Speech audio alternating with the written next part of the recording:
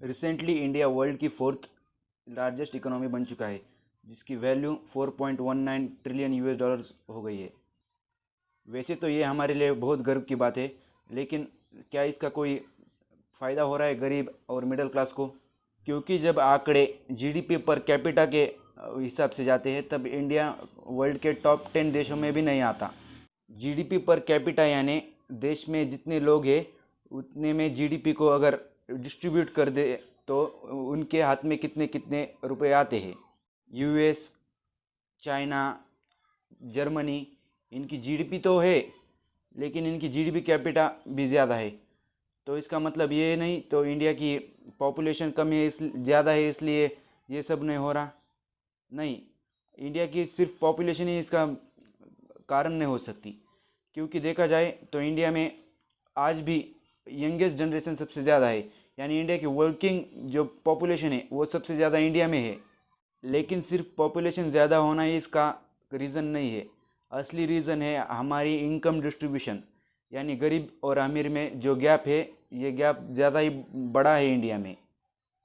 Oxford की 2023 की report के अनुसार भारत के जो टॉप 1% अमीर लोग हैं उनके पास इंडिया की 14% वेल्थ है, और जो बॉटम में 15% गरीब लोग हैं उनके पास सिर्फ और सिर्फ 3% वेल्थ है। इसका मतलब इकोनॉमी तो ग्रो हो रही है, लेकिन इसका फ़ायदा हर किसी के पास सही तरीके से नहीं पहुंच पा रहा। आज भारत में 1 लाख से ज़्यादा मिलियनर है, यानी जिनकी नेटवर्थ मिलियन में गिनी जाती है। लेकिन उसी देश में 23 करोड़ लोग आज भी गरीबी रेखा के नीचे रह रहे हैं। एग्जाम्पल के लिए देखिए, मुंबई एक शहर जहाँ पे बड़े बड़े मॉल्स है, और उन मॉल में बड़े बड़े अमीर लोग 1-1, 2-2, 3-3 लाख रुपए स्पेंड करते हैं किसी चीज़ पर।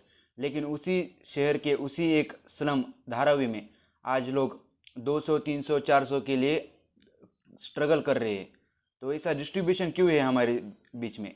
दूसरी सबसे बड़ी वजह यानी एजुकेशन एंड स्किल में गैप। एजुकेशन में और स्किल में गैप, यानी हमारे देश में 14 साल तक एजुकेशन फ्री तो है, लेकिन ये जो 14 साल तक की एजुकेशन है उसके बाद की एजुकेशन ये सिर्फ थियोरेटिकल और पेपर एजुकेशन है, लेकिन उसके स्किल में कोई उपयोग नहीं।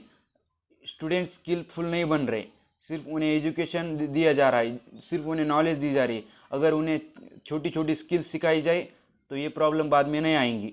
आज भी गाँवों में, छोटे छोटे शहरों में जो स्कूलों की हालत है वो बहुत ख़राब है।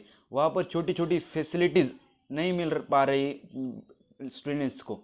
देखा जाए तो एक ASER एक ऑर्गेनाइजेशन है, उसके रिपोर्ट के अनुसार 2022 की रिपोर्ट, उसके अनुसार भारत के 5वीं कक्षा के छात्र को दूसरी कक्षा के लेवल के पेपर को नहीं पढ़ पा रहा, यानी रीड नहीं कर पा रहा वो।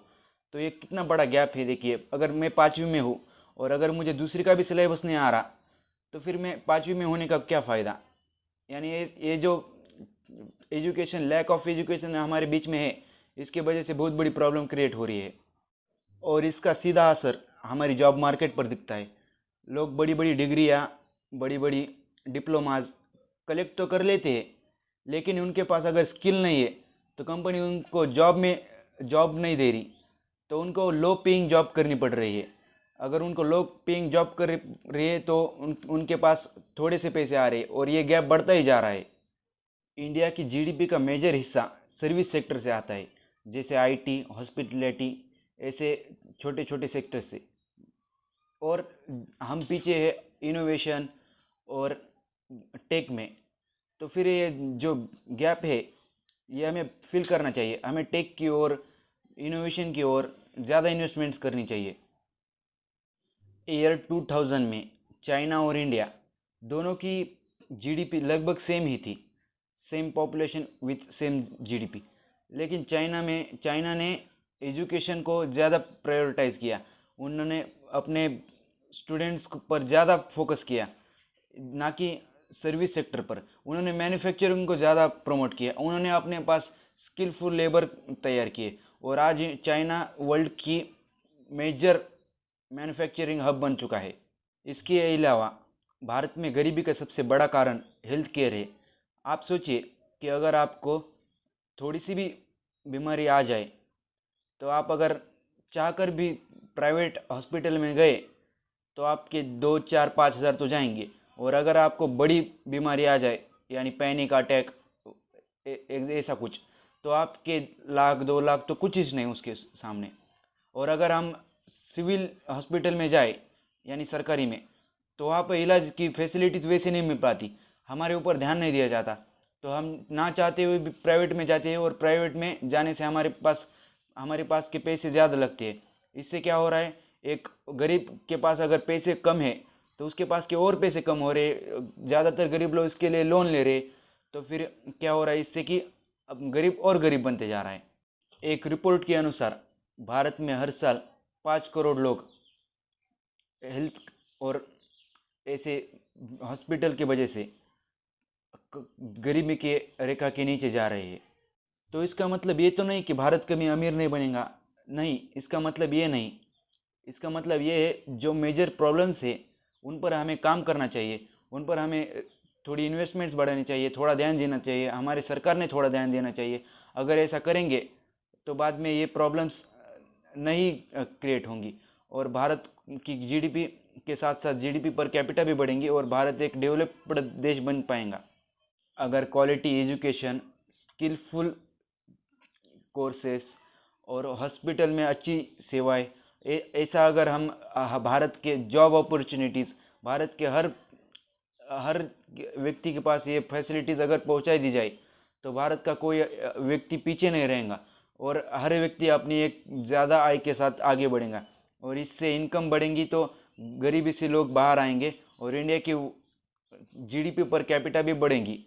तो फिर हमें भारत के इन छोटे छोटे मेजर फैक्टर से इन पर हमारे सरकार ने, हमारे गवर्नमेंट ने ध्यान देना चाहिए। याद रखिए, सिर्फ जीडीपी बड़ी होना कोई बड़ी बात नहीं है। अगर इस देश की जीडीपी 4th नंबर पे रहे, लेकिन इस देश पर आज भी भुखमरी के से लोग मर रहे, आज भी केसेस बढ़ रहे हैं, तो फिर क्या फ़ायदा उस जीडीपी का जिस पर हम 4th नंबर पर जाके बैठे। हमसे अच्छा तो जापान है, जहाँ पर लोगों का स्टैंडर्ड ऑफ लिविंग बहुत अच्छा है। जापान में ऐसे नहीं होता, जापान में लोग पॉवर्टी में नहीं जी रहे। अगर वहाँ पर गरीब भी है ना, तो उसके पास अच्छी फैसिलिटीज़ है, उसके पास अच्छा कवरेज है, अगर उसके कुछ हो रहा है तो उसकी ज़्यादा वो अच्छी ज़िंदगी भारत के लोग से ज़्यादा जी रहा है। तो इसका मतलब है कि हमें अच्छे काम करने चाहिए, अच्छी एजुकेशन लेनी चाहिए, और अच्छी स्किल सीखनी चाहिए, अच्छी जॉब्स लेनी चाहिए। तो इसका मतलब हमें अपना माइंडसेट बदलना चाहिए।